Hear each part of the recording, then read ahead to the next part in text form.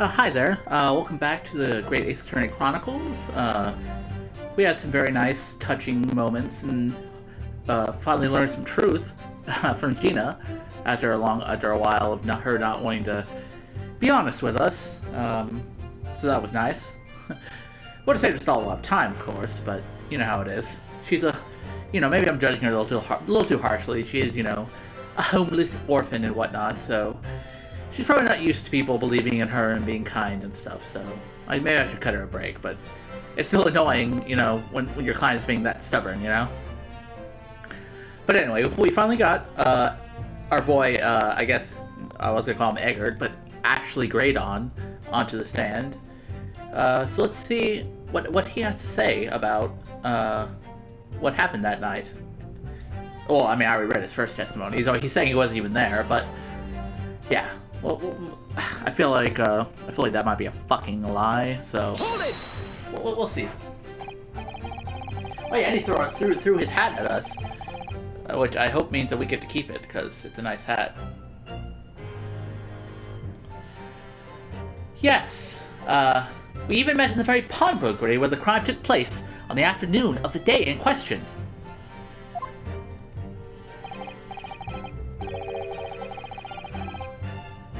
Though, of course, you introduced yourself by a different name at the time.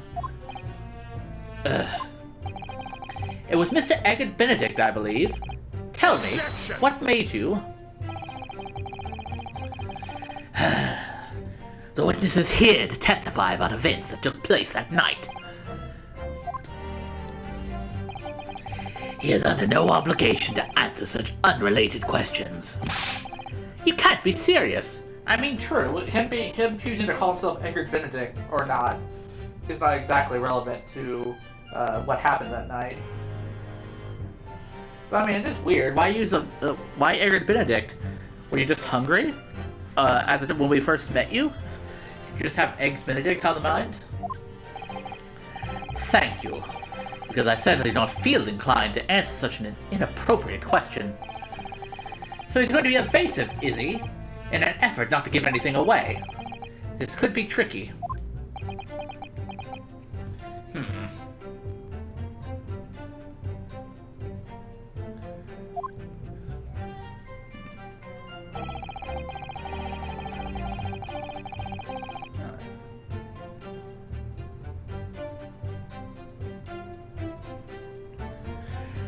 Let's see, are you seriously suggesting I colluded with these thugs to break into the place on the night of the murder?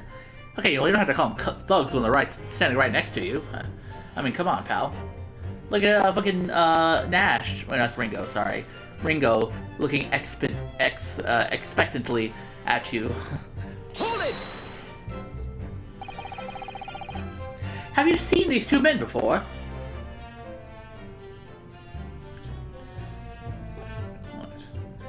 Let me see. This pair?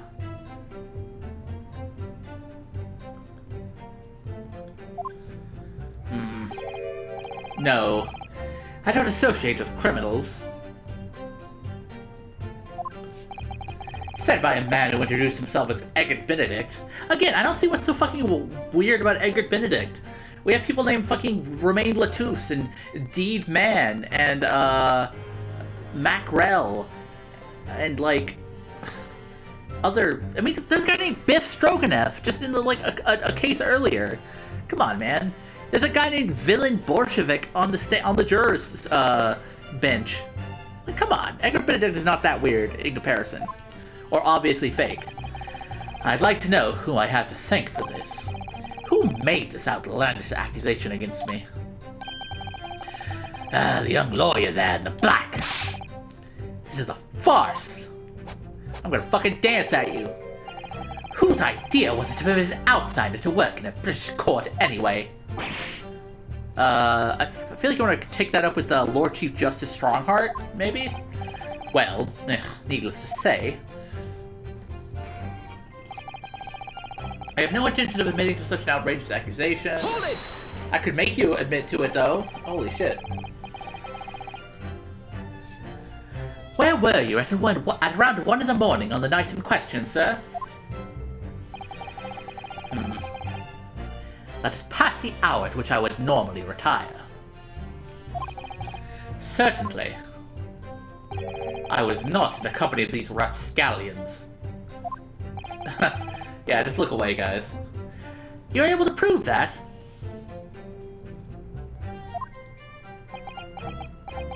Objection! Listen carefully, my learned Nipponese friend. For you appear to be under a gross misapprehension on this point. What do you mean, pal? The witness maintains he was not in the scene of the crime.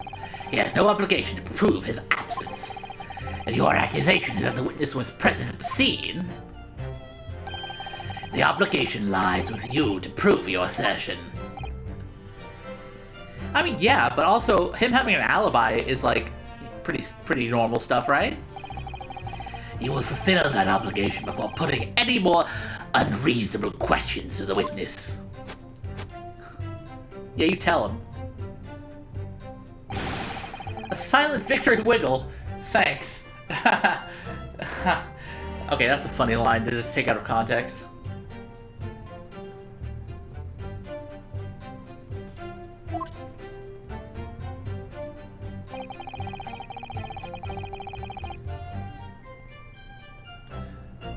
Even if third parties here claim that my blood was found at the scene. Blood was found at the scene. Hold it!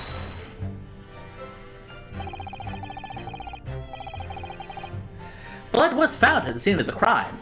There's no question about that.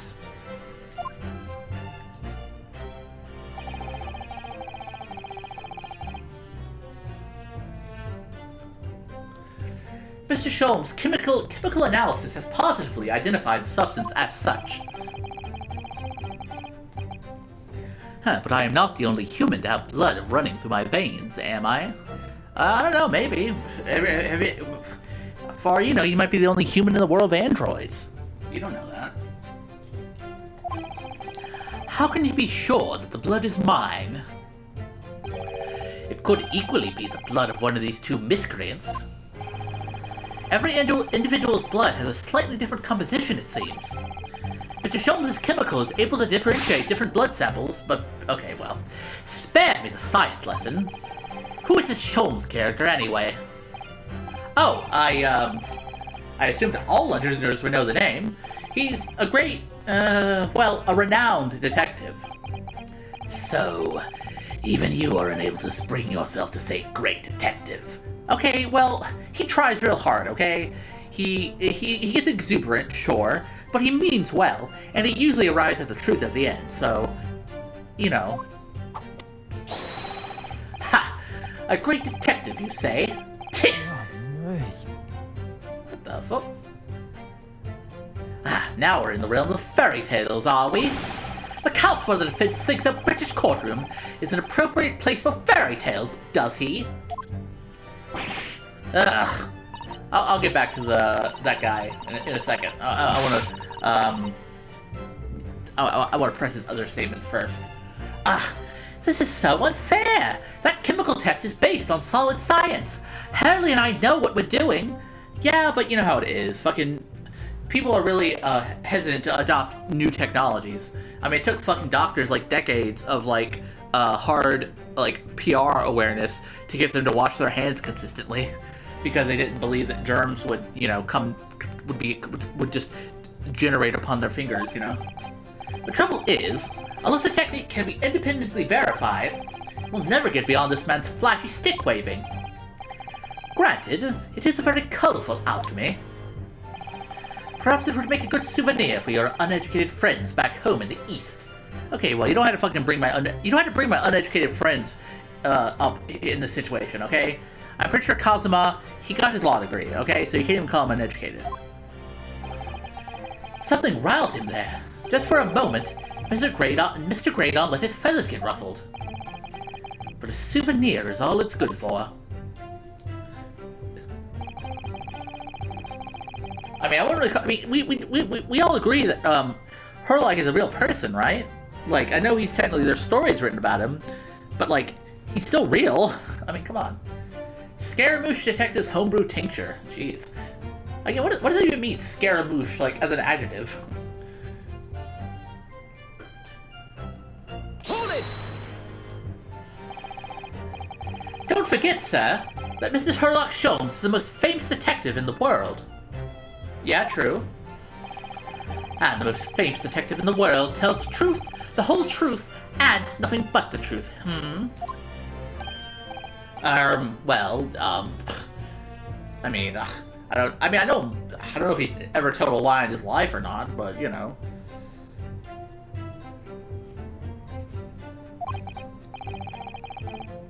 Oh no, I can't think how to answer that. I once saw the world's most famous swindler thrown into jail. He allegedly told the truth, the whole truth, and nothing but what turned out to be a pack of lies.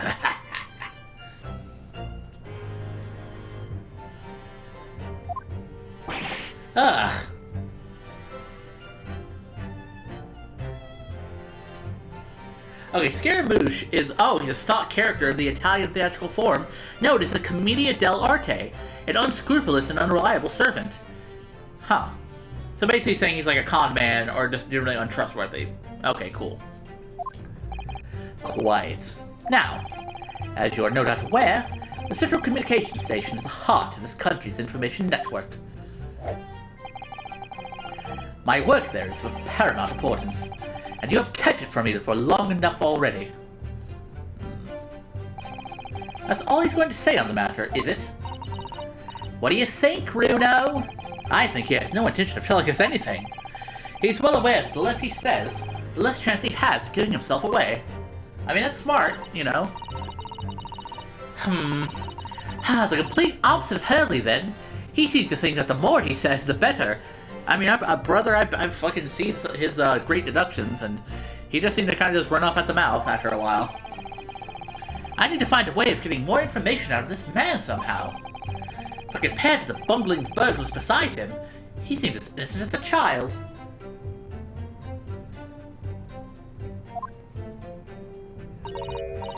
Or perhaps the Skulkin brothers might be the key here. Oh, could they be somehow? Remember, if you don't prove this witness has some connection to the incident here, he'll be free to leave. I know, I can't let that happen, okay? Let's listen to the statements again and see if there's any way I can make one of them tell us more. Okay. I know, I figured that was, pressing them would be the,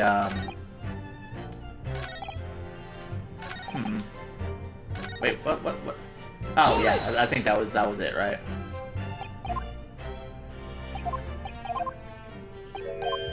Da-da-da-da-da-do-do-do-do.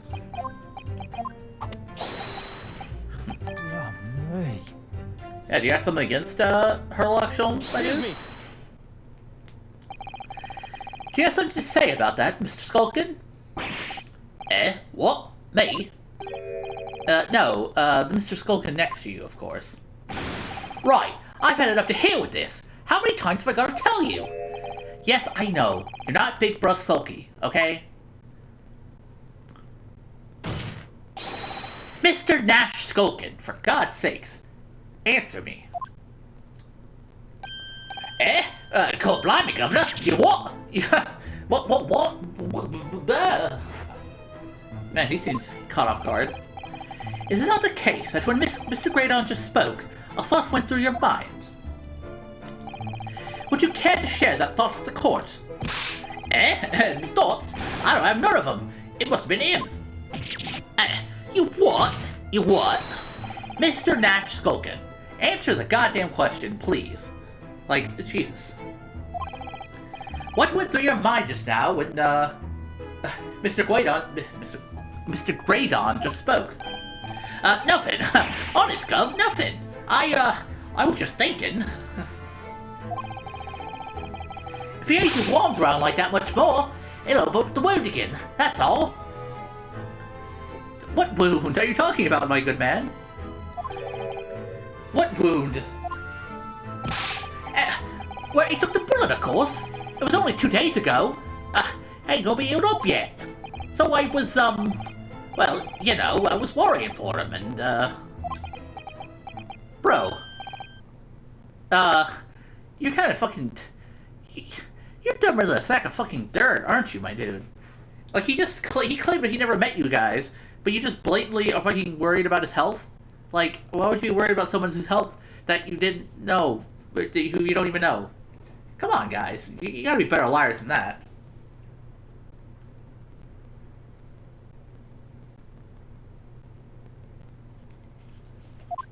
Oh, elves bells! Mr. Graydon, did you hear that? What? Your comrade is worried about you, it seems. On account of your injured arm. My lord. Yes, Mr. Graydon. I have no idea what these two wretches are talking about. Certainly, I shouldn't be expected to answer anything in relation to their mindless insinuations.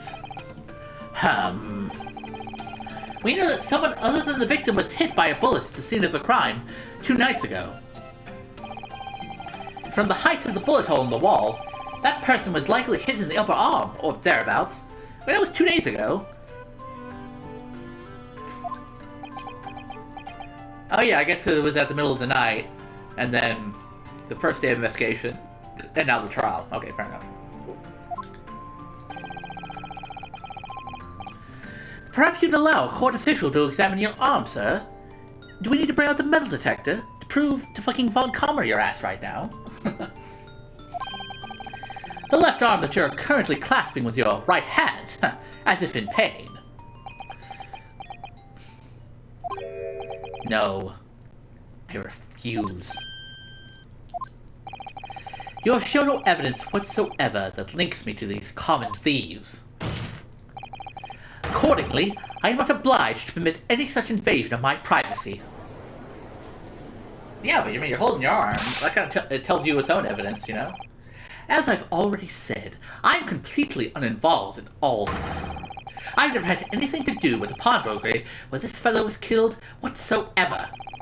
I take offense at the insinuation that I was in any way involved. You claim to have had nothing whatsoever to do with Mr. Winterbeck's pawnbroker, eh? Okay, well I know that's a fucking lie, because I was there that afternoon, but I feel like that's not going to be good enough evidence. My lord, the defense would like that last statement to be added to Mr. Graydon's formal testimony. Very well, counsel.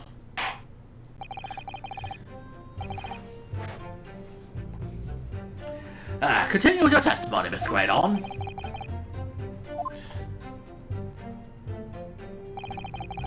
The bottom line is, I've never had anything to do with that pawnbroking establishment where the man was killed. Hold it! We'll see about that. Never had anything to do with it. You forget that I was there, Mr. Graydon, on the very afternoon of the incident. Obviously, I am not a complete stranger to the pawnbrokers. I'm currently on the lookout for an armchair to furnish my study. Objection! No! You were there to redeem an article. I have no idea. That right? I have no idea what you're talking about. Bro, yeah, you were there, Gregson. You can corroborate his fucking... Yeah, you arrested him. Or you didn't arrest him, but you at least detained him, did you not? Sorry. You must be confusing me with somebody else. I wasn't there for any such purpose. Are you sure about that, pal? Excuse me! Do you have something to add, Inspector? Come again, Sunshine? You were there too, in fact, weren't you, Inspector? That afternoon. Well, yes, I do remember meeting yourself in the pawnbrokers that afternoon. You, your young Japanese assistant, and the accuser were all present, as I recall. And at that time, this witness, Mr. Graydon, was trying to acquire a particular article. Well now... I'm afraid I don't remember too clearly. Bro, what the fuck, Gregson? Bro, what the fuck? You were there! You saw Edgar fucking Benedict. Or Ashley Graydon. What? But you must! I'm not going to lie and pretend I remember something that I don't. What's going on here? Gregsy showed us a picture before, didn't he? You know, from the cameras that Haley installed in Winterbanks. Yes, of course. Indeed. As the gentleman pictured here bears a striking resemblance to the witness, I must say. Striking resemblance? It's literally the same guy. Come on! Bro, what the look! Look at it! Come on, man! I feel like am I taking crazy pills here? Exactly! Which proves that Mr. Graydon was in the shop on the afternoon in question. At no point have I denied that fact. I merely entered the shop to peruse the articles on sale and have a word with the broker. Nothing more. Gregson! You fuck!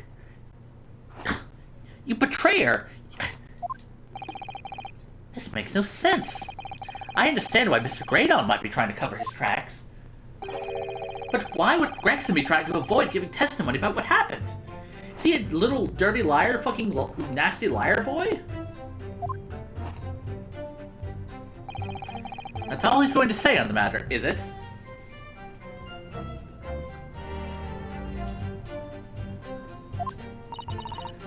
What do you think, Runo? I think... Okay, yeah. We've seen this part before. Well, oh, hey, at least I managed to prise a little more information from these witnesses' lips. All thanks to the Skulkin brothers. Yes! They were the key to it after all! So he says he had nothing to do with Winterbanks. Well, we know that's not true. Perhaps now would be a good time to have a proper look at the court record. Good idea! You never know what tiny scrap of information could become a valuable weapon. Okay, well clearly I guess we're gonna have to prove it factually. Actually factually.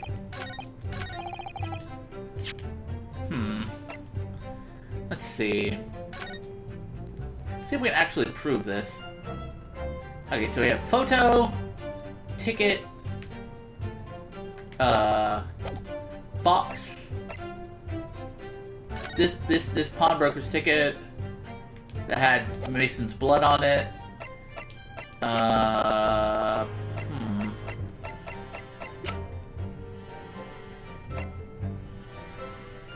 Pouch, bullet. Stereoscope. Photograph. Gun. Today's paper.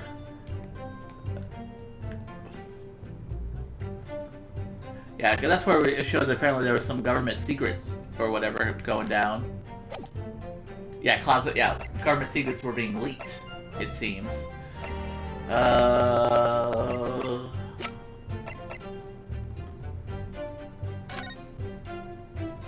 Or gilded.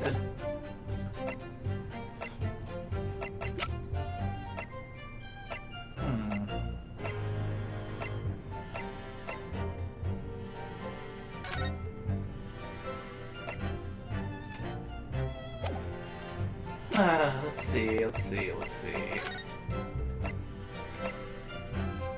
There's that blood that we identified as belonging to Egbert Benedict, or Ashley Graydon, but that's not, well, they're not accepting that as evidence, so...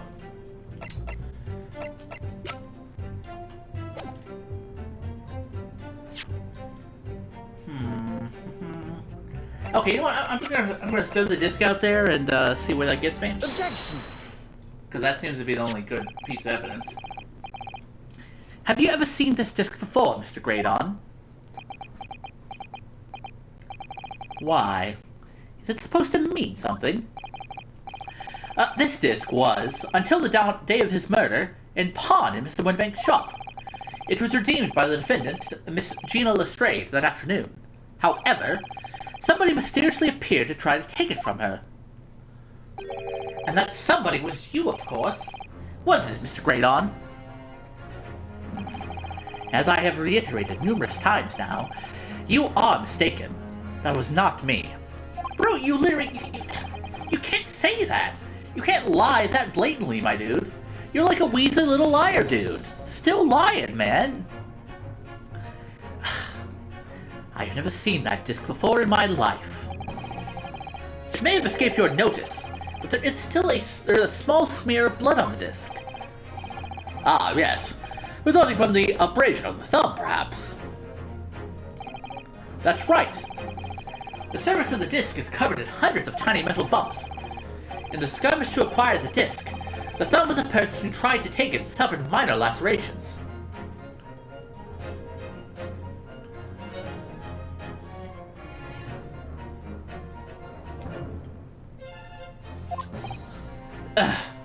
Yeah, don't you remember, dude?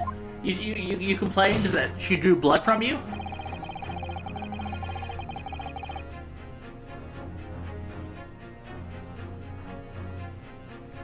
So, while the disc bears the remnants of that skirmish in the form of this smear of blood, the thumb of the person in question must bear the remnants also, in the form of a scratch. Ah, good gracious! Indeed it must! Mr. Greydon,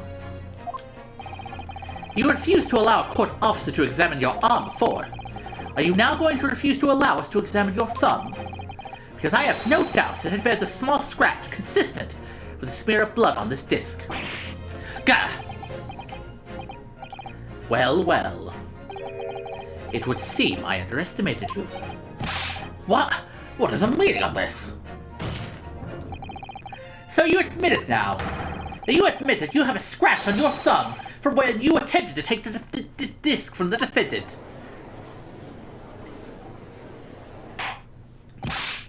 Order! Order! Well, Mr. Greydon? It would appear there has been something of a misunderstanding here.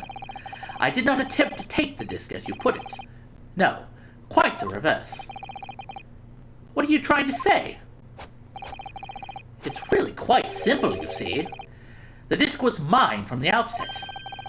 Is there some crime in taking an item that you own at a pawn? What? It would seem, Mr. Greydon, that in this piece of evidence, my learned friend has established a link between yourself and the incident. Accordingly, you will tell the court everything you know about this disc now. As you wish. I am quite sure it has nothing whatsoever to do with the pawnbroker's murder.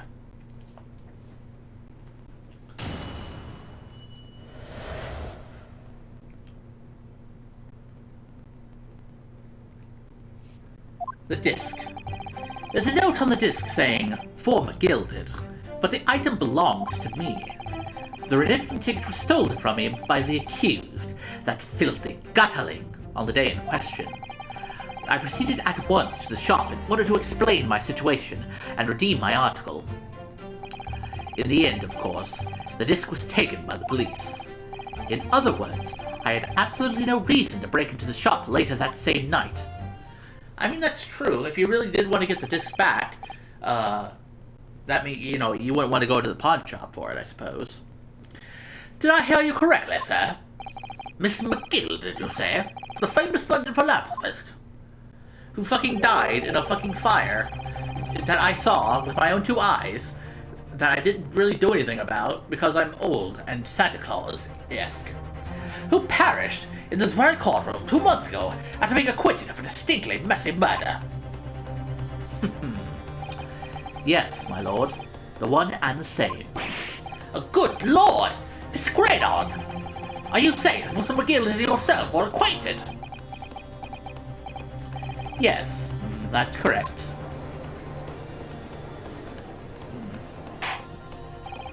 Order! Well, I certainly didn't expect to hear that name uttered here in my courtroom again.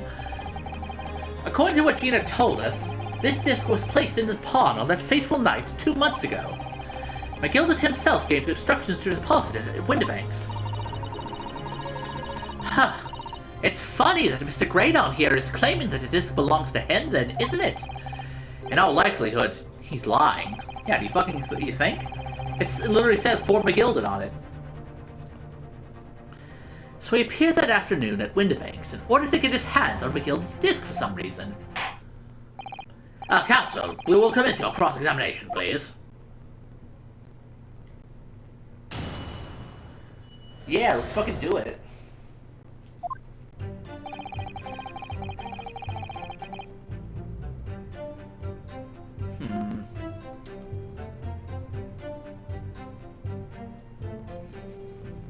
Hold it! Would you care to would you care to explain how this belongs to you? As you'll observe, a communications officer such as myself commands a fine salary. You are certainly, exquisitely dressed, sir. So you see, I have little need to make use of the services provided by the pawnbrokering trade. However, I did once find myself in difficulties, having misplaced my purse whilst on an errand, which is why I pawned my fine black overcoat to the broker in question. You claimed that was your overcoat? Obviously, and in my haste, I clean forgot that the music box disc was in its pocket. And yet, there is a note on it that reads, "For Gilded." I am a collector of rare and unusual music box musics. I first met Mr. McGilded at a gentleman's club in the city, and was interested to discover that he shared my penchant in that area. So the disc in question is a pre-production sample. I promised to let Mr. McGilded hear it. Oh my god, you were gonna give him your mixtape. I knew it. But then you forgot that it was in the pocket. Oh, sorry. But then you forgot that it was in the pocket of the overcoat that you were forced to pawn. Yes, exactly. Gina didn't mention any of that in her testimony 2 months ago, did she? No, because McGilded had threatened her to keep her mouth shut. Which means that if we dig too deeply here, it's going to expose Gina's perjury. Oh dear, this is complicated, isn't it? Let's leave it alone for the time being.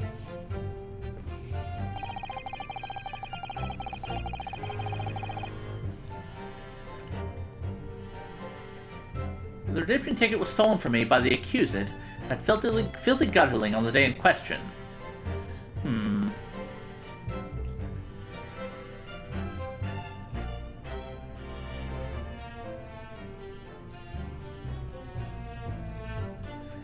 You know what?